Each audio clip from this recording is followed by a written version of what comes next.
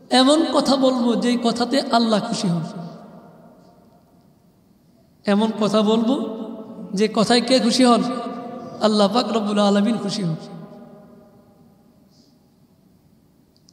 হাদিসের মধ্যে আসছে আনাস ইবনে মালিক রাদিয়াল্লাহু তাআলা আনহুর হাদিস।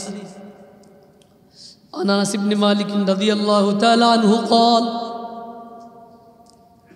أن النبي صلى الله عليه وسلم دخل على ابنه إبراهيم وهو يجود بنفسه। আনাস ইবনে মালিক রাদিয়াল্লাহু তাআলা আনহু বলেন, আল্লাহর নবী তার ছেলে ইব্রাহিম রাদিয়াল্লাহু তাআলা আনহুর কাছে গেলেন যখন তার জীবন যায় অবস্থা, মারা যাবেন। রাসূলের কিন্তু একজন সন্তান, ছেলে সন্তান ছিল, নাম হলো কি ইব্রাহিম রাদিয়াল্লাহু তাআলা আনহু। ওটের উপর চড়তে পারতেন, 7-8 বছর বয়স হয়েছে, এরপরে মারা গেছে। নাম কি? ইব্রাহিম রাদিয়াল্লাহু তাআলা। তিনি যখন অসুস্থ হয়ে গেলেন, শ্বাসকষ্ট শুরু হয়ে গেছে, ঠিক আল্লাহ রাসূল তখন তার কাছে গেলেন।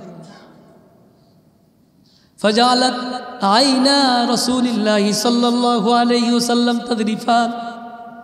রাসূল তার বাচ্চা ইব্রাহিম রাদিয়াল্লাহু তাআলা এর অবস্থা দেখে চোখ দিয়ে তার পানি ঝরতে লাগলো।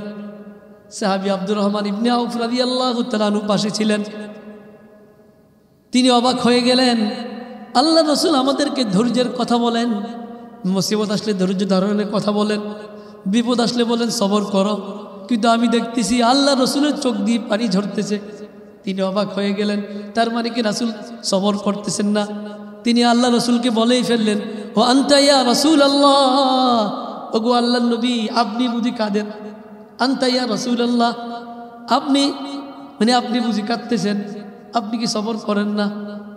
ফাকালা ইয়া ইবনে আউফ, নবী ওই সাহাবীকে বললেন, হে আব্দুর রহমান ইবনে আউফ, ইন্নাহা রাহমাতুন, আমার চোখ দিয়ে যে পানি পড়তেছে, পানি ঝরতেছে, এটা কিন্তু সবরের পরিপন্থী না, বরং এটা হলো আল্লাহ পাক রব্বুল আলামিনের তরফ থেকে রহমত।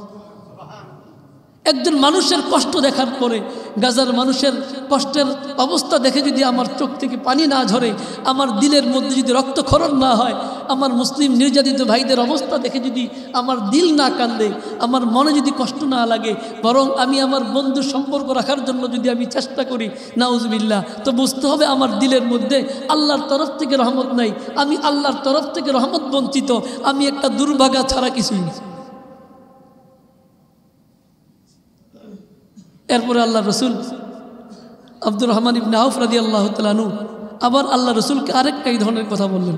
সুম্মা আতবাআহা বিউখরা, তিনি রাসূলকে আরেকটা কথা জিজ্ঞেস করলেন এই সম্পর্কে, কেন কাঁদতেছেন? রসুল এরপর আবার বললেন, ইন্নাল আইনা তাদমাউ ওয়াল কলবা ইয়াহজুনু।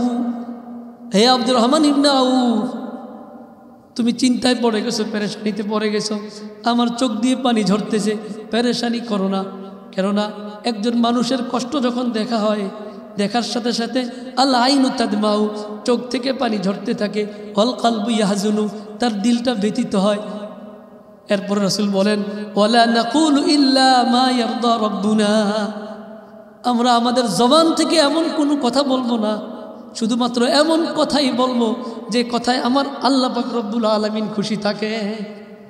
আব্দুর রহমান ইবনে আউফকে বললেন, তুমি বারবার জিজ্ঞেস করতেছ, কেন জিজ্ঞেস করো? এমন কোনো কথা বলতে যাবে না যে কথা আল্লাহ অসন্তুষ্ট হন, বরং এমন কথা আমাদের প্রত্যেকের বলা উচিত, ওয়ালা নাকুলু ইল্লা মা ইয়ারদা রাব্বুনা, আমাদের আল্লাহ যে কথা শুনলে খুশি হবেন, প্রত্যেকটা মুসলমানের উপর জরুরি দায়িত্ব, সে তার জবান থেকে শুধু এই কথাগুলোই বলবে, অন্য কোনো কথা বলবে।